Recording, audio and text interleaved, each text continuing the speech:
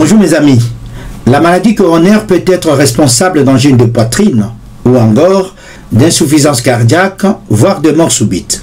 L'évolution de cette maladie peut être en grande partie freinée par un traitement adapté. Cela étant, devant une fatigue inhabituelle, un essoufflement à moindre effort, il est important de faire un diagnostic précis et la coronarographie permet d'établir un bilan exact des lésions, soit rétrécissement ou occlusion des artères coronaires.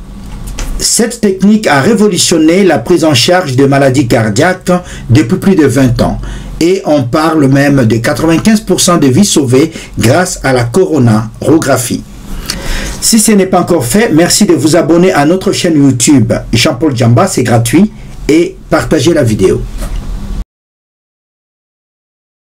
Le cœur est un muscle épais et creux, se comportant comme une pompe destinée à distribuer le sang à tout l'organisme.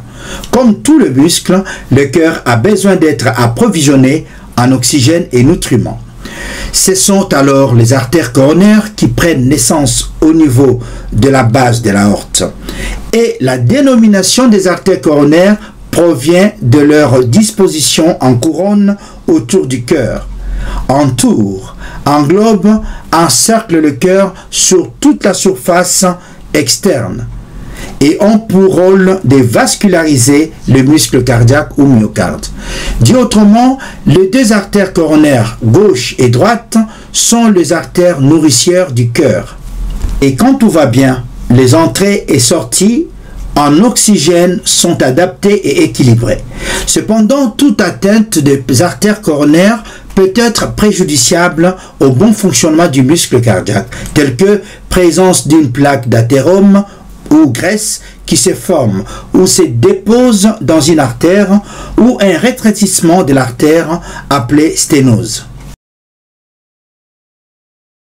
Les lésions coronaires peuvent se manifester par une fatigue inhabituelle à moindre effort. Par exemple, déplacer un objet, une chaise, monter un escalier, marcher au pas rapide devient très fatigant.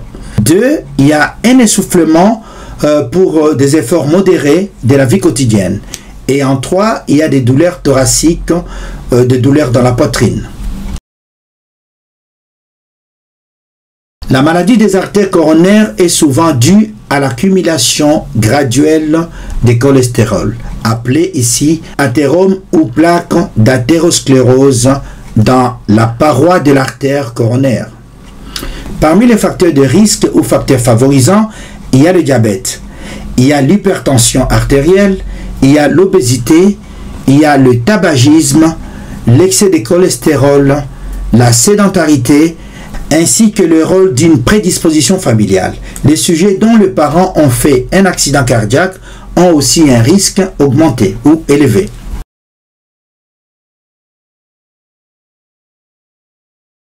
La coronarographie est une technique d'imagerie médicale utilisée en cardiologie pour visualiser les artères coronaires, gauche et droite, en cas de suspicion de maladies coronariennes. Dit autrement, la coronarographie, encore appelée angiographie coronaire, est un examen invasif spécialisé qui permet de visualiser les artères coronaires, c'est-à-dire les artères nourricières du cœur. Une ponction de l'artère radiale ou fémorale est pratiquée et permet l'introduction d'un cathéter, un petit tube souple que l'on dirige jusque dans les artères, par l'injection d'un produit de contraste à base d'iode, qui permet de mieux visualiser les structures cardiaques. À l'issue de la coronarographie, une décision thérapeutique sera prise pouvant aller de l'absence de traitement au traitement médical, à l'angioplastie coronaire jusqu'au pontage aorto-coronarien.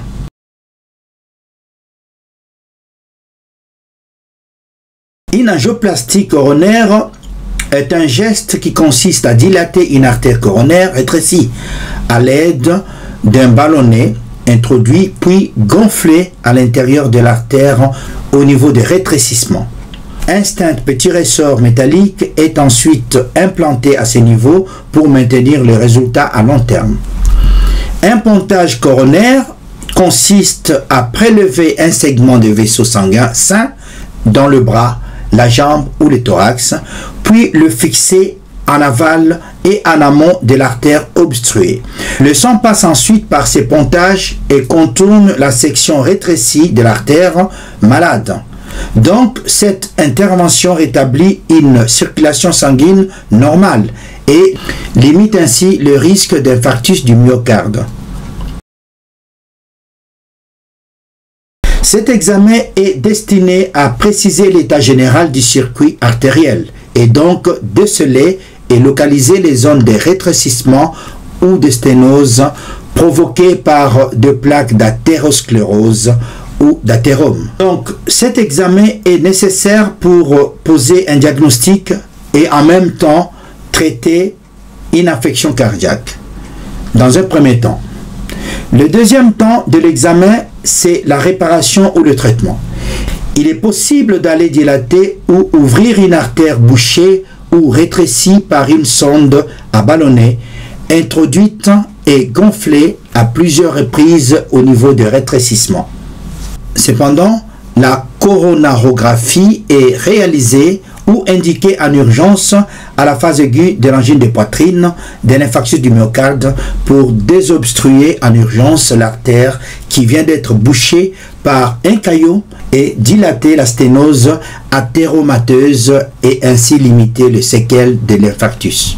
En d'autres termes, la coronarographie est indiquée ou sert à diagnostiquer avec précision le rétrécissement des artères coronaires ou alors diagnostiquer les occlusions.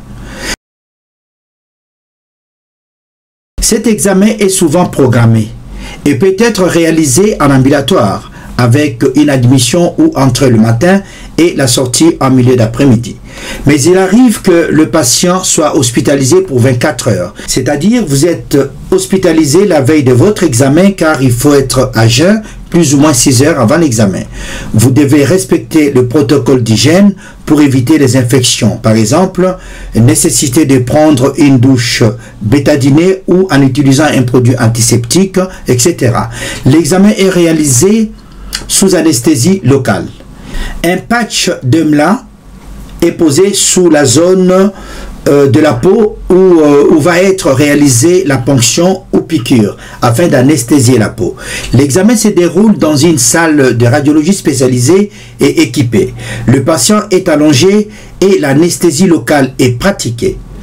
Ponction est faite au niveau de l'artère radiale au poignet ou au niveau de l'artère fémorale au pli de l'aine. Le patient reste tout à fait conscient, réveillé pendant l'examen, comme chez les dentistes, et suit l'examen sur l'écran en même temps que le cardiologue qui pratique l'examen. L'examen dure plus ou moins 20 à 30 minutes et maximum 1 heure. Selon les résultats de l'examen et de l'ensemble du bilan clinique, des médicaments vous seront ou non prescrits à long terme en fonction de lésions observées par votre chirurgien, par votre cardiologue. Dans certains cas, le cardiologue interventionnel peut proposer la pose d'une prothèse appelée stent, qui est un petit ressort ou tube métallique triagé qui est installé au niveau de rétrécissement et reste définitivement en place en gardant l'artère ouverte. C'est ce que l'on appelle l'angioplastie. En effet, devant un geste invasif ou chirurgical, un risque d'accident ou de complications existe toujours, malgré les progrès techniques et l'expérience des praticiens, ici le médecin. Selon la loi, un consentement éclairé doit être signé au préalable expliquant le déroulement de l'examen, son but et les possibles complications. Cela étant, les complications de la coronarographie sont en majorité bénignes et locales, à type de saignement ou d'hématome liés à la ponction d'une artère. D'autres complications sont rares, telles que le choc allergique aux produits des contrastes iodés, des troubles de rythme cardiaque ou la perforation cardiaque ou infarctus du myocarde. Le premier des traitements est la correction des facteurs de risque, à savoir améliorer l'hygiène de vie autant que possible, arrêter de fumer, perdre du poids, pratiquer une activité physique régulièrement, contrôler son hypertension et son diabète, respecter un traitement médical car la sténose est considérée comme une maladie chronique aujourd'hui. Une modification des facteurs de risque permet de prévenir la maladie. Régime alimentaire équilibré avec plus de fruits et légumes. Et je termine cette émission par les conseils de ma mère qui me disait en tête là que papa Dembakin de Kamanyamase, ce qui veut dire en français papa, être en bonne santé est beaucoup mieux que d'avoir un bon repas composé du riz, de la viande et du poisson. Merci.